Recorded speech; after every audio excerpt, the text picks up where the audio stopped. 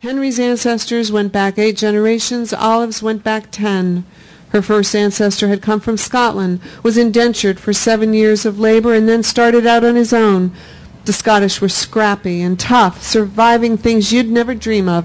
Scalpings, freezing winters with no food, barns burning from a lightning flash, children dying left and right. But they persevered, and Olive would be temporarily lightened in spirit as she read about this. Still, Christopher remained gone. "Fine," he would say when they called him, "fine." But who was he, this stranger living in California? "No, not right now," he said, when they wanted to fly out to visit. "Now isn't a good time." Olive had trouble sitting still. Instead of a lump in her throat, she felt a lump in her whole body, a persistent ache that seemed to be holding back enough tears to fill the bay seen through the front window. She was flooded with images of Christopher. As a toddler, he had reached to touch a geranium on the windowsill, and she had slapped his hand. But she had loved him. By God, she had loved him. In 2nd grade, he had almost set himself on fire, trying to burn his spelling test out back in the woods. But he knew she loved him. People know exactly who loves them and how much. Olive believed this. Why would he not allow his parents to even visit him? What had they done? She could make the bed, do the laundry, feed the dog, but she could not be bothered with any more meals. "What'll we have for supper?" Henry would ask, coming upstairs from the basement. "Strawberries." Henry would chide her. "You wouldn't last a day without me, Olive. If I died tomorrow, what would become of you?" "Oh, stop it." It irritated her, that kind of thing, and it seemed to her that Henry enjoyed irritating her. Sometimes she'd get into the car by herself and go for a drive. It was Henry who bought the groceries now. One day he brought back with him a bunch of flowers. "For my wife," he said, handing them to her. They were the saddest damn things. Daisies dyed blue among the white and ludicrously pink ones, some of them half dead. "Put them in that pot," Olive said, pointing to an old blue vase. The flowers sat there on the wooden table in the kitchen. Henry came and put his arms around her. It was early autumn and chilly, and his woolen shirt smelled faintly of wood chips and mustiness. She stood, waiting for the hug to end. Then she went outside and planted her tulip bulbs. A week later, just a morning with errands to do, they drove into town, into the parking lot of the big shop, and save. Olive was going to stay in the car and read the paper while he went in to get the milk and orange juice and a jar of jam. "Anything else?" He said those words. Olive shook her head. Henry opened the door, swinging his long legs out.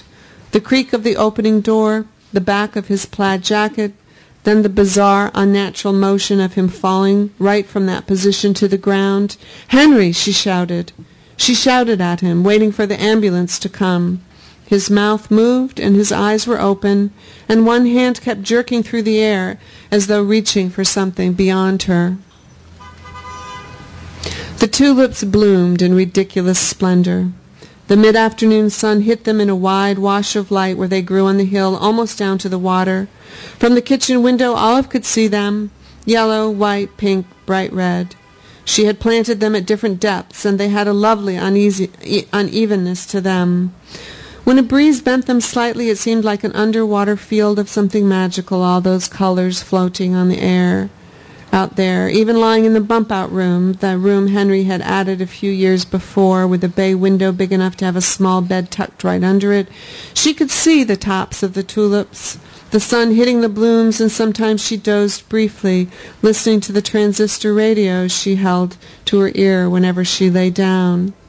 She got tired this time of day because she was up so early before the sun.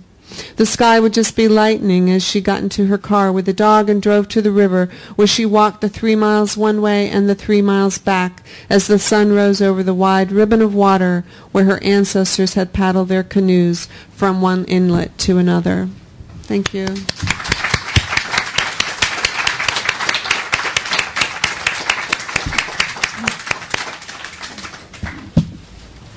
Any questions?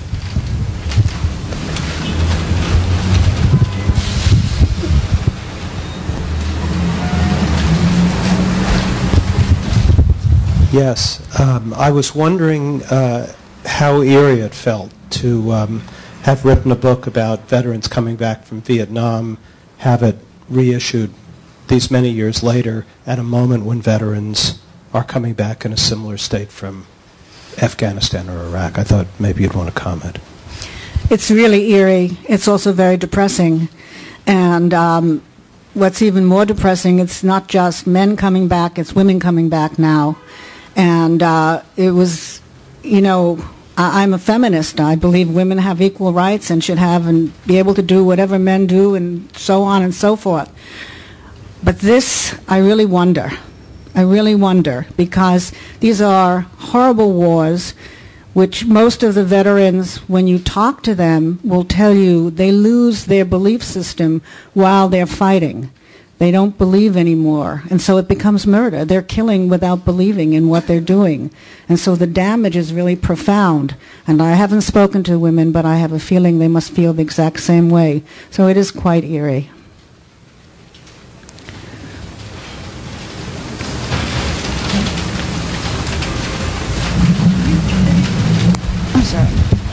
Have you considered writing another book that deals with the Iraq veterans, and then perhaps including the experiences of the women who have had certain other things to deal with?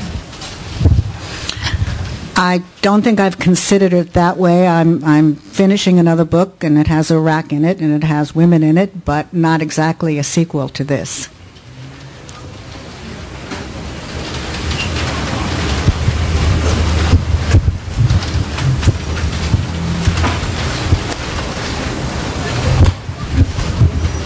Ms. Strout, can you say which is your favorite story, or if you have a favorite story, and why? I know it's probably a question you get all the time, but...